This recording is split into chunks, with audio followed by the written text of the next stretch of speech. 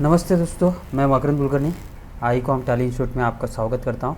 आज का टॉपिक है टैली प्राइम में नए फीचर्स क्या है। तो बेसिकली आप यहां पे देख रहे हैं कि जैसे मैंने टैली प्राइम ये ओपन किया हुआ और यहां पे जो नया स्क्रीन जो दिख रहा है, एक तो ब्लू कलर में दिख रहा है। ओके, सेम यहां पे मेनूज सिस्टम भी दिख रहा है। कंपनी मेनू है, डेटा है, एक्सचेंज है, इंपोर्ट एक्सपोर्ट, जो कि पहले यहाँ पे बहुत सारे कीज़ आते थे फंक्शन रिलेटेड और F12 कीज़ वगैरह, वो अभी सब हटा दिया है। ये नया लुक दिया हुआ है टैली प्राइम को। ओके, तो यहाँ पे पहले जो कंपनी इन्फो आता था, फिर वहाँ पे क्रिएट कंपनी, रिस्टोर, बैकअप, ये ऑप्शंस थे, तो वो इन्होंने यहाँ पे एज मेनू सिस्टम में दिया हुआ है। क्रिएट कंपनी यहाँ पे ऑप्शन दिया। ऑलरेडी जो कंपनी जो है उसकी लिस्ट यहाँ पे आपको डिस्प्ले हो रही है। तो ये इसमें से अपने को अगर नई कंपनी क्रिएट करना है तो यहाँ पे क्रिएट कंपनी भी कर सकता है, या आपको डेटा पाथ चेंज करना है तो यहाँ पे अप बटन दिया। डायरेक्टली यहाँ से आप विंडोज़ भी एक्सेस कर सकते हैं, विंडोज़ ड्राइव्स हुए, और यहाँ पे भी आप डायरेक्टली यहाँ से कंपनी सेलेक्ट कर सकते हैं। ओके, तो यहाँ पे मैंने ये कंपनी सेलेक्ट किया। ऑलरेडी अगर आपका टैली ERP9 का डेटा रहेगा तो वो आपको माइग्रेट करके लेना पड़ेगा। तो माइग्रेट करते समय ये डेटा डेस्टिनेशन दिखा रहा है, बैकअप डेस्टिनेशन। ये अगर आपको चेंज करना है तो यहाँ पे कॉन्फ़िगर यहीं पे दिया हुआ है, F12 के जगह पे यहाँ पे इन्होंने कॉन्फ़िगर दिया है। तो यहाँ से कॉन्फ़िगर करके भी आप डायरेक्टली पाथ चेंज कर सकते हैं। जो लोकेशन पे आपको उसका बैकअप लेके रखना है वो बैकअप यहाँ पे दे सकते हैं। और ये माइग्रेट कर दिया, तो जैसे ही मैंने माइग्रेट बोल दिया तो वो कंपनी टैली प्राइम में माइग्रेट हो जाएगी और you will have to restart migrate company. Yes, तो ये बैकअप पहले हो गया, उसके बाद ये माइग्रेट हो रहा है।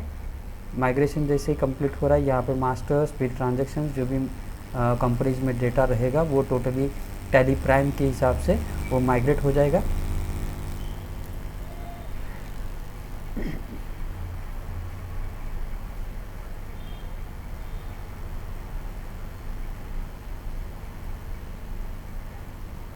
ओके, तो अभी ये टोटली डेटा जो टैली ERP9 का था वो टैली प्राइम में माइग्रेट हो गया। जैसे कि आप यहाँ पे देख पा रहे हैं कि यहाँ पे मेनूज़ में भी बहुत सारा चेंजेस किया। मास्टर्स में directly create, alter, chart of account ये ऑप्शन दिया हुआ है। यहाँ पे वाउचर्स में ट्रांजेक्शन दिया है, जो कि पहले की अकाउंटिंग वाउचर, इन्वेंट्री वाउचर ऐसे ऑप्शन थे। वहाँ पर डायरेक्टली इन्होंने डायरेक्टली वाउचर ऑप्शन दिया है। यहाँ पर अकाउंटिंग मास्टर्स था, इन्वेंट्री मास्टर्स था, वहाँ पे इन्होंने डायरेक्टली क्रिएट अल्टर दिया। इसके अंदर उन्होंने दिया हुआ है accounting masters, inventory masters, statutory और स्टैट्यूटरी डिटेल्स का।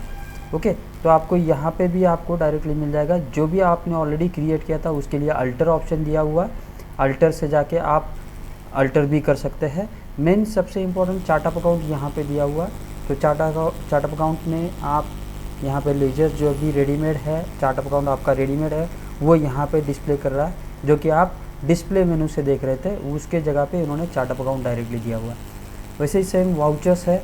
वाउचर्स में यहाँ पे आपके जो भी नॉर्मल ERP9 में ऑप्शंस थे वैसे ही F4 Contra, F5 payment, F6 receipt वो भी दिए हुए हैं। साथ में अगर आप यहाँ पे कंट्रोल प्रेस करते हैं तो कंट्रोल के रिलेटेड कीज चेंज हो जाती है। कंट्रोल जैसे प्रेस किया वहाँ पे उसके रिलेटेड कीज चेंज हो जाएगी। जैसे कि रिजेक्शन आउट है, रिजेक्शन इन है, फिजिकल स्टॉक है, सेल्स ऑर्डर है, परचेस ऑर्डर है, ये कंट्रोल प्रेस करने के बाद दिख रहा है।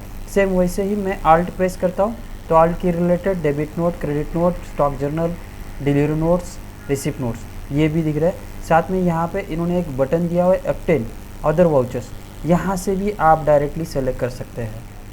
ओके, तो जितने भी वाउचर्स है आपको अगर शॉर्टकट की याद नहीं है तो यहाँ से भी आप डायरेक्टली GST सेल्स एंटर करके सेलेक्ट कर सकते हैं। वैसे ही सेम यहाँ पे एक फंक्शनलिटी और नई दी है, चेंज मोड। तो यहाँ पे जो ये वाउचर है अकाउंटिंग इनवॉइस फॉर्मेट में है, यहाँ पे टॉगल करने के लिए बटन दिया था पहले, invoice mode, accounting voucher mode. तो यहाँ पे इन्होंने डायरेक्टली चेंज मोड बोल के ऑप्शन दिया हुआ है। तो चेंज मोड से आप आइटम इनवॉइस में भी कन्वर्ट कर सकते हैं, या चेंज मोड से item invoice, accounting invoice, voucher mode जो भी चाहिए वो टॉगल कर सकते हैं और आपका वाउचर क्रिएट कर सकते हैं। ओके, साथ में सेम यहाँ पे इन्होंने ये जो बटन्स दिए हैं, जैसे ही एंट्री कर रहा हूँ वहीं पे एंट्री लेवल पे ही मैं कुछ अलग सा रिपोर्ट चेक करना है एंट्री लेवल पे ही, तो डायरेक्टली गो टू में जाके मैं कोई भी रिपोर्ट यहाँ से भी चेक कर सकता हूँ। जैसे कि मुझे डे बुक चेक करना है, एंटर किया, डे बुक दिख रहा है। ओके, तो डे बुक से फिर से एस्केप किया तो जहाँ था वहीं पे एंट्री लेवल पे हूँ। तो मल्टीटास्किंग ये जो पार्ट है ये गो टू मेनू के जैसे सबसे इजी हो गया। जैसे कि आपको प्रॉफिट एंड लॉस देखना है तो प्रॉफिट एंड लॉस एंटर करो, प्रॉफिट एंड लॉस दिखेगा। सेम वैसे ही आपको ये एंट्री पे रहने के बाद किसी और चीज़ का प्रिंट निकालना है तो यहाँ पे प्रिंट प्रेस करो, जो भी अदर प्रिंट चाहिए वो पर्टिकुलर पार्ट सेलेक्ट करो। बिल्स रिसीवेबल का आपको प्रिंट निकालना है तो यहाँ पे प्रिंट दो, ये प्रीव्यू आ गया, यहाँ से प्रिंट दे देंगे। प्रिंट देने के बाद वो सब आप पार्ट यहीं से प्रिंट दे देंगे, सीधा प्रिंट। ओके, कंट्रोल पी यहाँ पे यूज़ करेंगे। अगर नहीं चाहिए बैक आ गए, जैसे भी एंट्री लेवल पे था वहीं पे फिर से आ गया। सेम वैसे ही मुझे अगर डेटा पाथ चेंज करना है तो डेटा यहाँ पे ऑप्शन दिया है बैकअप, रिस्टोर, डेटा पाथ। तो डेटा पाथ यहाँ से भी आप चेंज कर सकते हैं। आपका डेटा पाथ जहाँ पर डेटा स्टोर है बाय डिफ़ॉल्ट कंपनी ओपन करते समय ये जो दिखाता है उसको चेंज करना है तो यहाँ पे डेटा पाथ दिया हुआ है। सेम वैसे ही company related that is F11 के फीचर्स जो है वो यहाँ पे कंपनी में दिए हुए हैं। जैसे कि F11 फीचर्स है, सिक्योरिटी है, टेलीवॉल्ट है, रिमोट एक्सेस वगैरह, ये जो पार्ट है कंपनी अल्टरेशन पार्ट है, यहाँ से कंपनी अल्टर करना है तो ये सब कंपनी में दिया हुआ है। एक्सचेंज दैट इज़ इंपोर्ट और एक्सपोर्ट के रिलेटेड जो पार्ट था, जैसे कि मुझे डेटा कोई भी इंपोर्ट करना है, एक्सपोर्ट करना है तो उसी के रिलेटेड पार्ट एक्सपोर्ट भी है, यहाँ पे इंपोर्ट भी है, साथ में एक्सचेंज में दिया हुआ है उन्होंने सिंक्रोनाइजेशन दिया हुआ है। Send for eBay bill data जो भी है एक्सपोर्ट करने के लिए यहाँ पे दिया हुआ है। मेल करना है तो मेल भी ऑप्शन दिया हुआ है, कॉन्फ़िगर भी कर सकते हैं। सबसे इम्पोर्टेंट और एक इम्पोर्टेंट पॉइंट है, जैसे कि मुझे कोई भी डेटा है, जैसे कि मेरे पास बहुत सारे एंट्रीज़ है तो उसमें मुझे पर्टिकुलर एक रिपोर्ट देखना है, सेल्स रजिस्टर। तो ये सेल रजिस्टर में आया, ये सेल रजिस्टर मुझे बहुत सारे टाइम में कॉलमनर फॉर्मेट में लगता है। कॉलमनर फॉर्मेट में मुझे ये ऑप्शंस बहुत सारे यस नो करने पड़ते हैं तो मैं ये यस करके रखा और ये पार्ट मैंने एक बार के लिए सेव व्यू बोल के सेव कर देता हूँ। यहाँ पे एक सेव व्यू बोल के ऑप्शन है, सेव व्यू। ओके, तो ये सेव व्यू करके यहाँ पे मुझे इसको पर्टिकुलर जो व्यू है उसको नाम दे के आप सेव कर सकते हैं, जो कि आपका रिपोर्ट का जो नाम देना है वो दे सकते हैं। जैसे मुझे यहाँ पे कॉलमनर रजिस्टर बोल के देना है, कॉलमनर रजिस्टर, एंटर। और ये बोल रहा है कि set this as a default view for the report. तो ये रिपोर्ट के लिए डिफ़ॉल्ट रिपोर्ट्स बोल के सेव करना है क्या। अगर यही रिपोर्ट अगर जब भी आप सेल रजिस्टर ओपन करेंगे यही फॉर्मेट में चाहिए तो इसको यस करके रखिए, नहीं तो दूसरा ऑप्शन है शो एडिशनल कॉन्फ़िगरेशन। जैसे ये जो रिपोर्ट है वो बाकी अदर कंपनीज़ के लिए में मुझे चाहिए तो उसके लिए ऑल कंपनीज, दिस कंपनी, ये भी आप सेट कर सकते हैं। या save with this selected period, particular period के लिए ही सेट करना है तो सेट कर सकते हैं। अभी के लिए मुझे सिर्फ रिपोर्ट जो है ये ऐसे ही सेव करना है तो मैंने यहाँ पे सेव किया। जब भी मुझे नेक्स्ट टाइम ये रिपोर्ट चेक करना है तो मैं गो टू में जाऊँगा, यहाँ पे मुझे कॉलमनर रजिस्टर दिख रहा है, एंटर करूँगा और वो रिपोर्ट यहाँ से मिल जाएगा।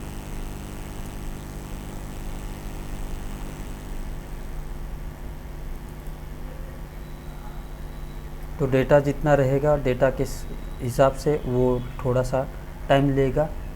यहाँ पे मेरे पास डेटा ज़्यादा है तो टाइम थोड़ा सा ज़्यादा ले रहा है।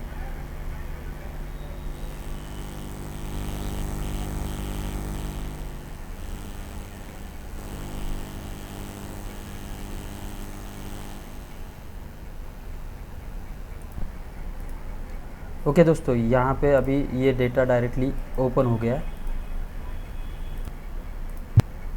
तो यहाँ पे आपको जो रिपोर्ट मैंने उधर कॉलमनर कंफर्म करके रखा था वो डायरेक्टली गो टू से मुझे डायरेक्ट ऑप्शन मिल गया यहाँ पे सेव व्यू में। और ये सेव रिपोर्ट जो है वो मैं एनी टाइम ओपन कर सकता हूँ, या इजी हो जाएगा कि मुझे जो भी रिपोर्ट्स है वो एक पर्टिकुलर नाम से मैं सेव करके रखूँगा और कोई भी कभी भी ओपन कर सकता है। साथ में सबसे इम्पोर्टेंट और एक फीचर है, जैसे कि कोई भी जीएसटी नंबर वैलिडेशन है या एचएसएन नंबर वैलिडेशन है, ये भी आप कर सकते हैं। इसके लिए आपको ईबे बिल का आईडी और पासवर्ड लगेगा। आईडी और पासवर्ड देने के बाद कोई भी जीएसटी नंबर आप वैलिडेट टैली से भी कर सकते हैं। तो इसके लिए आपको सिर्फ जो भी आइटम है या लेजर, तो लेजर में जो भी पार्टी है वो पार्टी को यहाँ पे गेट जीएसटी यूआईएन इन्फो ऐसा क्लिक करेंगे और यहाँ पे यस करेंगे तो इसकी इन्फॉर्मेशन आपको डायरेक्टली वहीं पे पोर्टल में मिल जाएगी। उसके लिए सिर्फ कंपलसरी है कि आपका ई-वे बिल का लॉगिन आईडी पासवर्ड यहाँ पे ज़रूरी है। तो यहाँ पे यूज़र नेम और पासवर्ड पूछ रहा है, वो अगर देंगे तो उसके साथ आपको इन्फॉर्मेशन मिल जाएगी यहाँ पे जो भी डेटर है उसकी और उसके वैलिडेशन की, वो कंफर्म है या नहीं है उसके कंफर्मेशन मिल जाएगा। सेम वैसे ही आपको HSN समरी भी मिल जाएगी। साथ में जीएसटी रिपोर्ट्स भी है, तो GSTR 1 है। GSTR 1 में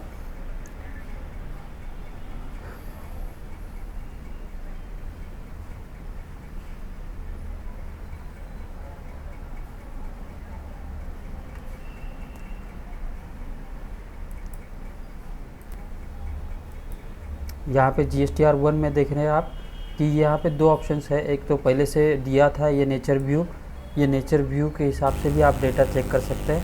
Alt F1 किया मैंने, डिटेल में आ गया 12%, 18%।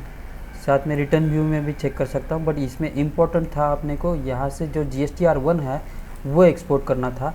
तो यहाँ पे ई रिटर्न करने के बाद आपको GSTR 1 एक तो B2B फॉर्मेट में, दैट इज़ IFF फॉर्मेट में चाहिए। तो यहाँ पे आप ई रिटर्न प्रेस करने के बाद यहाँ पे जेसन सेलेक्ट करो, ई रिटर्न जेसन।